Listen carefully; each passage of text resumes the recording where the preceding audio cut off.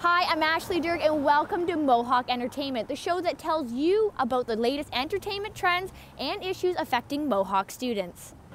Today we're going to be taking a look at violence in video games and what exactly goes into prepping an edition of Ignite News Today.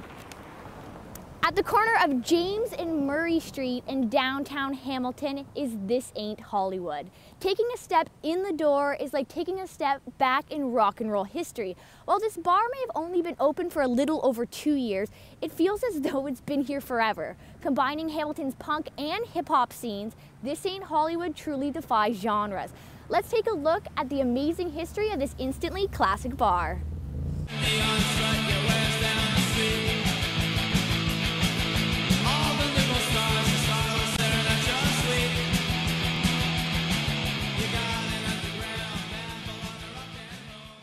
It's a neighborhood bar that is a chameleon. We're trying to be Hamilton's Max's Kansas City or Hamilton's CBGB. This building was built in 1893 and it's been nothing but a bar. We came in with the intention of opening up a live music venue. Our main and biggest magnet that brought us to this area was the fact that there was a lot of really cool things happening artistically, and our friends were involved in a lot of the art exhibitions, installations, and things that were happening here. So it felt very comfortable and very fitting for us to put a live music venue on the street. We bought this building in April 2009. My business partner, Glenn Fallman, had this crazy idea of having another live music venue in the city of Hamilton. I grew up at the Corktown over by St. Joe's, Corktown Tavern, and I used to go there all the time. To me, that was the room to see the bands.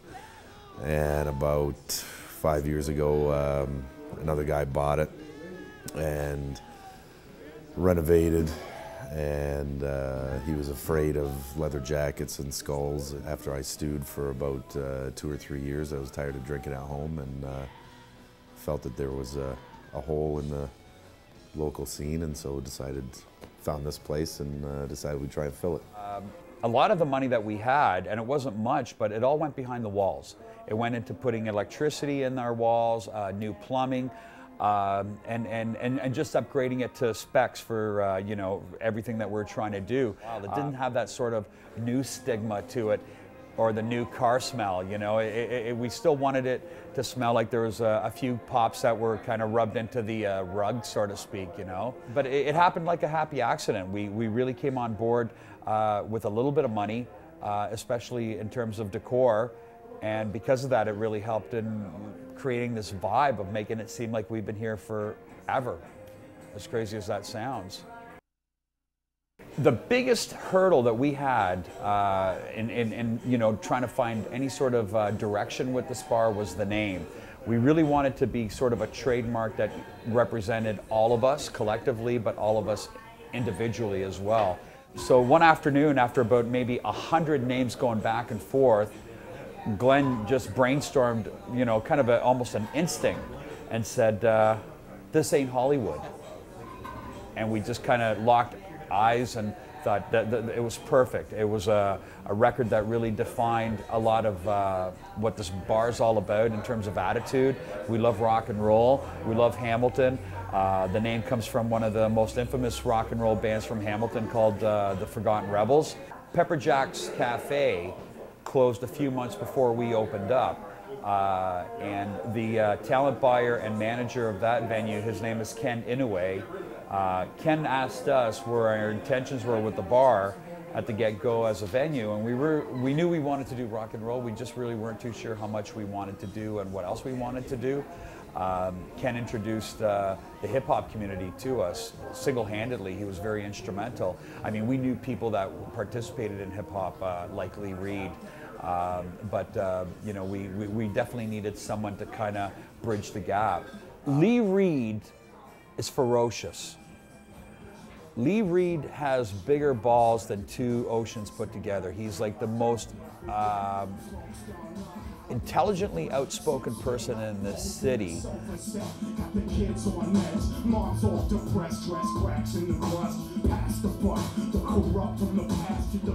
Hip hop in this city is It doesn't have a long history, and it doesn't have a deeply entrenched way of doing things. And a big part of that is the space that's provided for hip hop in Hamilton hasn't always been great. And so the fact that they let us book hip hop shows here, there's been quite a few in the last couple of years. Yeah, y'all know what I'm about. Mouth music, make it drop it, dopeness, no doubt, huh? Yeah, I'm doing it. These steps know I'm here on a blindness. So over the flesh, cause you know she the finest. Double up and throw it back, whatever the comments do around the stars and planets of how. You get to interact with people across sort of genres or subcultures because this place invites, you know, things like hip hop and punk into the same space. You know, hip hop heads get to meet punks, you know, punk heads, and that's a good thing, you know. It introduces people to new ways of making music, new ways of thinking about how to go about their music. There's different business models for all types of music, and I think as people have exposure to the way other types of music are run, it's a good thing for everybody. Live How You Live shows are awesome because we're really blessed to have a great following of people who, you know, Lou always brings up, you know, they all know the words, they all sing along, and that's a great feeling on its own. But when you had that on top of having all these other gentlemen, you know, and performers around that you can learn from and be around, it was just pretty unstoppable combination. I always do think that every time I see Live How You Live play here, I always think this might be the last time before they're on their way. I just think that it's got a bit of a character that keeps growing there. It's not just like a shell and four walls with a sound system and a stage. It's like, it's an entity and an environment that there's something spiritual or something happening there that you can't explain. That when you get there, it just something takes over. When you get on stage and when you're playing, you never know where the show's going to take you, and whatever set list or plans you have, you throw it out the window and you just rock the shit out of that crowd that's there.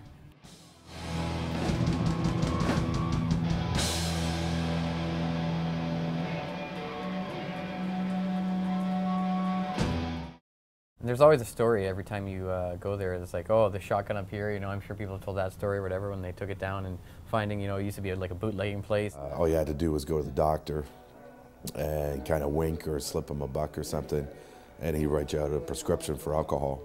And so 90% of the bottles that we found was a Hamilton business, and they all say Hawks, Invalids, Port Wine, Reconstructive Tonic for the debilitated, and et cetera, et cetera. So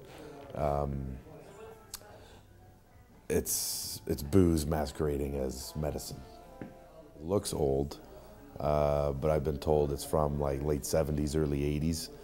And it had, I don't know much about guns, but somebody fired it and something happened on the inside, so there's like an inclusion or something in the barrel, so if you're gonna fire it again, you'd blow yourself up. But to me, if it was 100 years old and stuck in a corner somewhere, that would be one thing. But the fact that it's like, say, from 1980 and it's stuck in the corner, to me, that's scarier. Like, you know, it wasn't just forgotten. I think it was put there and all sorts of shit put on top of it for a reason, right? So we've got a great clientele. Our daytime clientele are primarily older gentlemen that like to come in for an afternoon drink, watch TV, gab about politics, gab about sports, gab about the latest trade, gab about the occupying stuff that's happening in Toronto. So it's more of like, you know, a meeting of minds and talking about current events.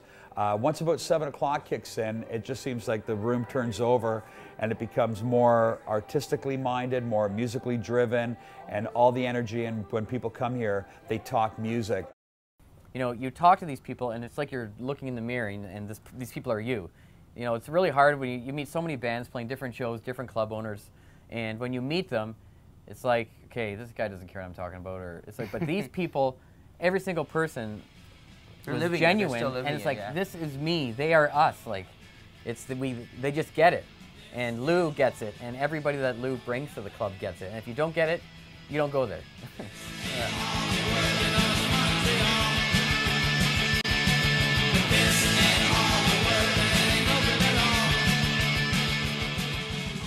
Wow, the history within those walls is nothing short of amazing. After a long night at the bar, most people have more than a little trouble getting out of the bed the next morning. When your alarm clock goes off, chances are you are greeted by a little slice of your favorite radio station. So many of us enjoy the radio, but how often do we really think about what goes into making our favorite radio programs? While it may sound effortless, it's probably anything but. For a group of Mohawk College journalism students, putting together a 30-minute news magazine takes hours and hours of work. Let's take a look at what it takes to bring Ignite News Today to life in Behind the Mic.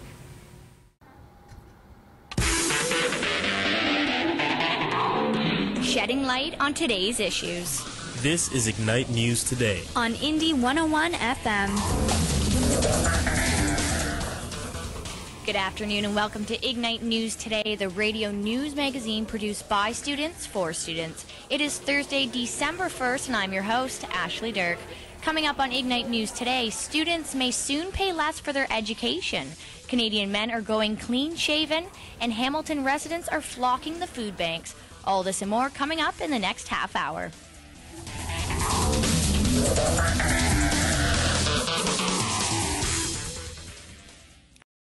Hi, is this Ann Leonard? Hi, this is Adam Pacheco calling. I'm a journalism student at Mohawk College in Hamilton. How are you today? I'm going to send this to Alan Hayward. All right, thank you very much. All right, bye now. That was probably one of the easiest phone calls I've ever made.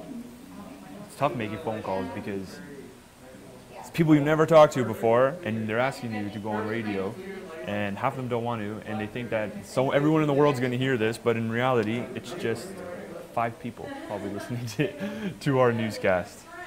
But that was very easy, and I gotta go make a phone call now.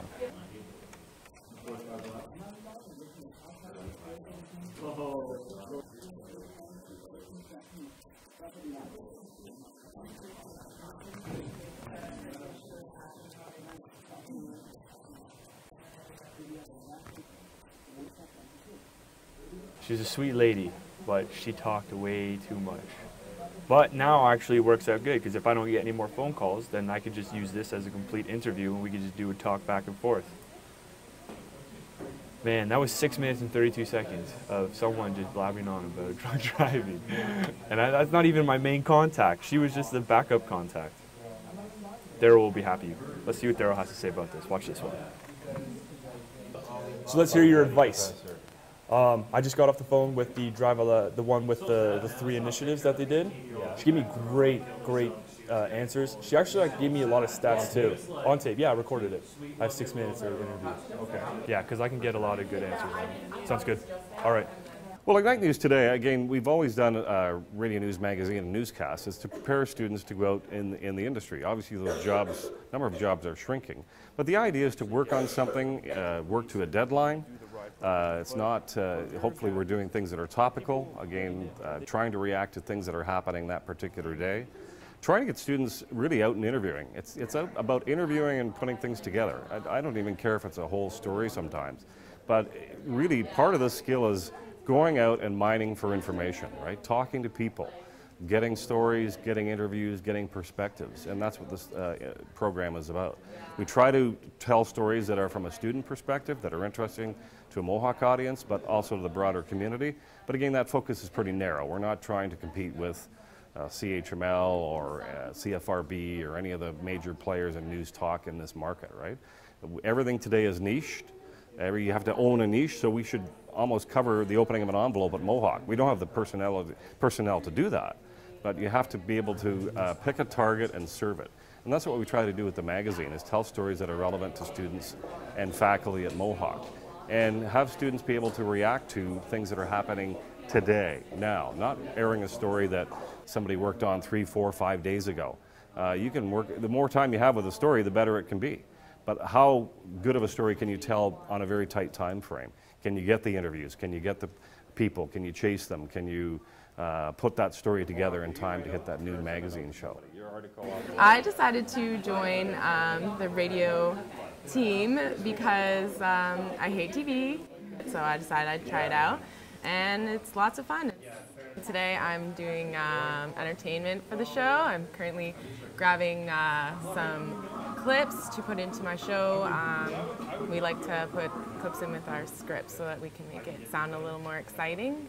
Yeah, I'm one of the on-air members today. There's only 3 of us who go on air usually, which is the host, myself doing entertainment, and whoever's doing sports, which is Matt today.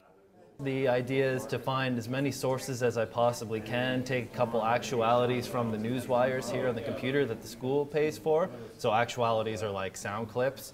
And then basically just go on for 2 minutes at 12 o'clock and do the sports update for Ignite News. All right, let's go do that now. I get here I'm supposed to get here at 8. I usually wake up around 7, have most of it written by 8-ish. Come in, check the wires for anything new that's not on the newspapers online. Shop it all up and go live to air at 9 a.m. Well, my role pretty much for today is I'm actually going to be hosting the show. So at the moment, I'm writing some stories for that. However, I wouldn't normally be writing this many stories simply because people decided not to submit actual reports today. I don't have a story today, and the story that I was working on was a story on bed bugs that I've been working on for the past week, but it's been difficult to complete that story because contacts haven't been getting back to me, so they've been making my job very difficult because I've had a lot of hope in doing this story, and because they failed to call me back, I've basically been screwed over and I have nothing for our today's show. So it doesn't look good on my part. It's a little bit of an issue. It's really, really frustrating. Just because, you know, I put in the effort and I make sure that I submit reports when I'm supposed to, and when other people don't necessarily do that, it can be very frustrating. Well, I think since I said I've been working on this for the past week, I think I need to realize that the story obviously isn't going to work, so I should, the night or 2 nights before, probably think of a different story idea. That way I can actually have something, that way I won't ever have to be put in this situation again, and yeah, because it's not a good feeling, so. But I also understand that, you know, sometimes people won't pull their own weight and you got to pull it for them, so.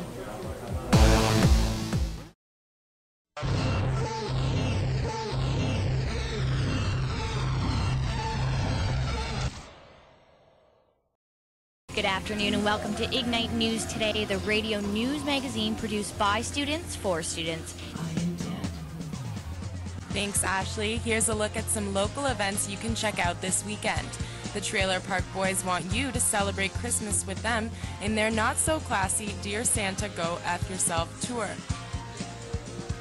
All right, thanks, Ashley. I'm Matthew Marconi. Let's start in the NHL. The Anaheim Ducks have fired head coach Randy Carlyle and hired the former big dog in Washington. As the Christmas party invitations start flying in and the obligation to go overtakes your decision-making, drinking and driving plays a big factor. Join us again next time as Ignite News host Michelle Ignatavicius gives us more on the latest news, entertainment, and sports. Make sure to log online to ignitenews.ca to catch the latest Ignite News Today podcast. I'm Ashley Durk. Thanks for listening.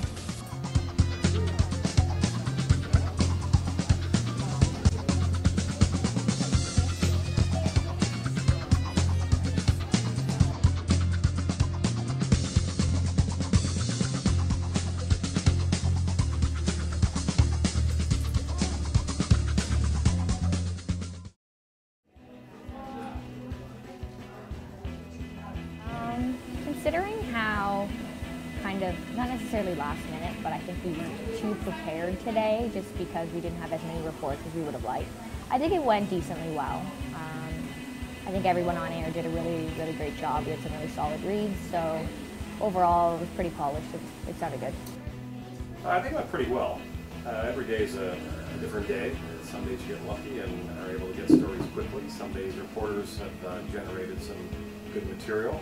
We pulled the show together today. They timed out. We had some issues that were addressed: impaired driving, college tuition fees, the use of the MSA food bank. So overall, I think it was a good show. The host did a good job pulling it together. It was technically sound, and I'm happy with today's show.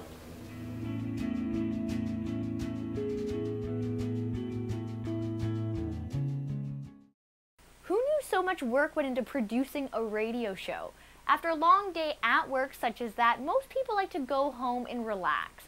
Relaxation can take on numerous forms, such as watching TV, to reading a book, or in my case, playing some good old Super Nintendo. Call of Duty Modern Warfare 3 is one of the most popular first-person shooters in recent history, but is also one of the more violent video games out there. How does this violence affect gamers who spend hours upon hours playing the game? Let's take a look.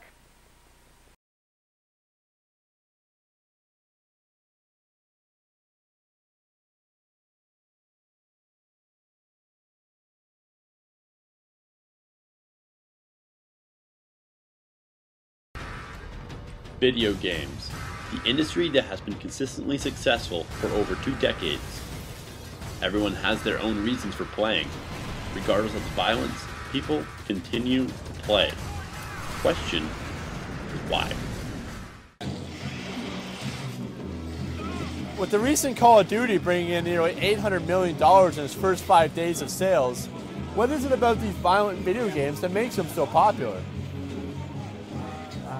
I think they're seductive, just like any other media content that's over the top. I mean, if that's what you're looking for, I mean, I guess you go back to, what's the root of all the, what was the first violent video game? I mean, did you consider something like I don't know, Donkey Kong or Mario Party, where Bowser would always get involved and shatter your hopes and dreams of getting all those coins back in the day.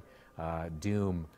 Manhunter, all those games. I think it's the realism, or the illusion of realism, that makes them seductive. So the question is, what makes them seductive?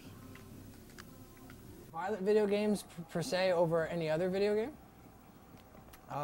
Probably because just for the sheer fact of it's something that I can't do on a normal basis, right? It's like driving, obviously, yeah, racing games are a little to the extreme, but I can get a go-kart and go drive around. I can't really just shoot extreme aliens and blow stuff up on a daily basis. It's not just, a perk that I have. So it's more of a extreme reality that I can endure.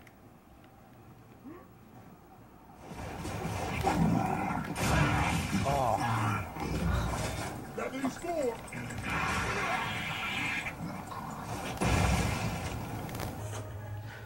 The games are getting better.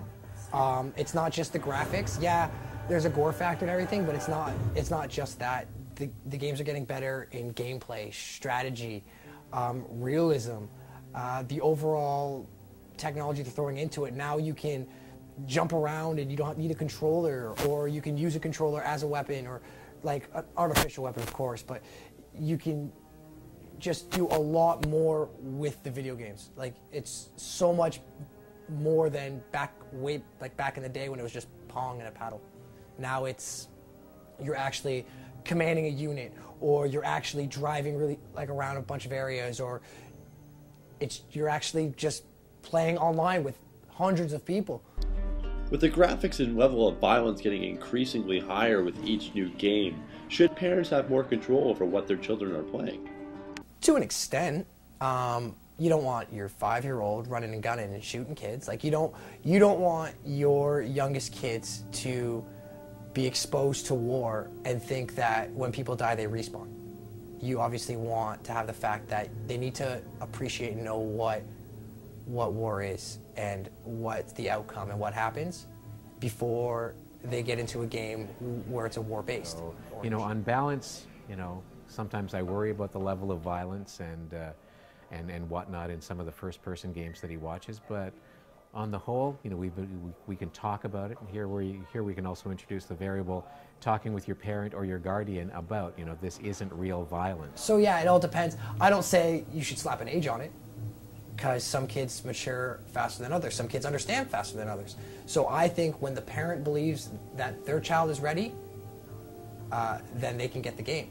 But at the same time, you don't want some kid who's 30 and their parents don't think they're still not ready and you can't play a game, right? So there's you gotta give a little bit, right? So there's no reset button. There are no cheats and codes that you can type in to have a zillion lives in a video game. Yeah, parents certainly do play a role. Media is certainly also responsible, but first and foremost, it's a parental issue thing too. Is there something behind the graphics of these new video games that makes them so realistic, or in a sense increases the level of violence?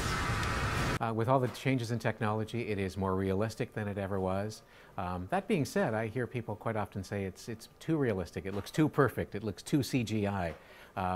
But you know, we live in that extreme culture where we're looking to see how far we can push ourselves, how far we can push our sports with extreme sports, and I think that translates itself to violence in the media, whether it be UFC or the latest Saw movie. So I think it's been said before by people probably smarter than me from past generations, but every generation seems to think that this is the worst it's ever been. Mohawk College recently hosted a video game tournament that played feature to two of the most violent but most popular video games.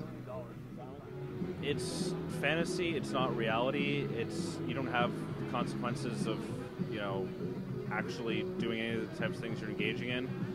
And ultimately, human beings, we do have a primal nature to ourselves that I guess violence in video games stimulates. And it's better that than actually shooting somebody. Since I'm Call of Duty, I gotta play Call of Duty. Even if I want to play Battlefield, what's the point? If I can't play with my buddies, then I can't compare myself and be like, oh man, yeah, well I got this last night, and what do you have? And you always want to play with your friends, so it's what your friends have. That's why I play Call of Duty. Violent video games must have a certain amount of impact on avid gamers, right? The research that's been done on the effects of violence on individuals is really, if it's conclusive, we can say that somehow, some way, over time, there is an impact. There is some sort of effect of viewing violence on the individual. Media has an effect on people, there's no doubt about it. Advertisers wouldn't buy advertising if media didn't have an impact on us. The question as to how avid video gamers might be affected by this level of violence is a tough question to answer, because we really have to look at the individual, him or herself. You've got the avid gamer. If you're sort of the avid gamer that all you do is play Call of Duty, all you do is watch Saw movies, you live in a violent, maybe you know, your parents were abusive and that sort of thing. You know, given that situation, you're more likely to be affected by the level of violence. That being said, some of the studies say that it works as a catharsis, that, you know, doing these first-person shooter games actually, from a stress standpoint, releases a lot of the stress, and you're less likely to become violent. So it in large depends on how much time is spent by this avid gamer, what else he or she does he or she interact with other people, is there a real world for this individual? So it's a tough question to answer. Some experts are saying that modern media is playing a large role in desensitizing the general public from not only violent video games, but violence in general. Really, people talked about being desensitized to media violence back in the 50s and 60s. You know, an unfortunate case study, but it's a classic case study. Back in the 1960s, a woman by the name of Kitty Genovese was attacked not once but twice in the courtyard of her apartment building. People were out on their balconies watching this. The attacker left. She was laying on the ground screaming for help. She had been stabbed several times. Nobody called. The guy came back and murdered her when he came back. And nobody thought to call the authorities. And some say that that's a classic case of desensitization, the effects of media violence on the individual.